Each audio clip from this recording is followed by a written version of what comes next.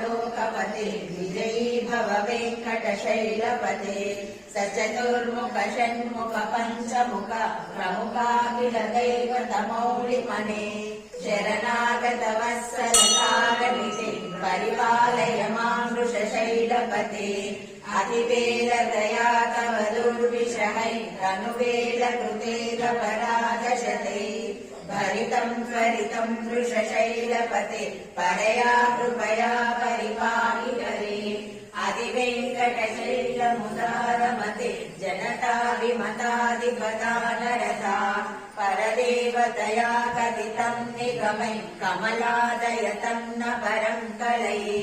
कलवेणुरवावशगोपवधू शतकोटिवृता स्मरकोटिसमात् प्रतिपल्लविकाविपदा सुखदा वसुदेवसुतं न परं कलये अभिराम गुणाकरदासरथे जगदेकधनुर्धर धीरमते रघुनायक राम रमेश विभो वरदो भवदेव दया जलदे अवनीतनया कमनीयकरं रजनीकर चारुमुखाम्बुरुहम्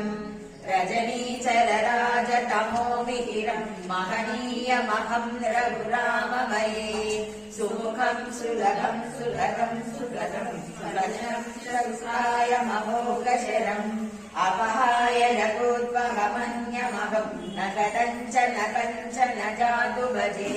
विना वेङ्कटेशं ननादो ननादः सदा वेङ्कटेशं स्मरामि स्मरामि हरे वेङ्कटेश प्रसीद प्रसीद प्रियं वेङ्कटेश प्रयच्छ प्रयच्छ अहं दूरगस्ते पदाम्बोजयुग्म प्रणामेक्षया गत्य सेवां करोमि सहुसेवया नित्यसेवां फलत्वं प्रयच्छ प्रयच्छ प्रभो वेङ्कटेश अज्ञानिना मया दोषानशेषां विनां हरे क्षमस्तत्वं शेषशैलशिखामणे अज्ञानिना मया दोषानशेषां विनां हरे क्षमस्तत्वं शेषशैलशिखामणे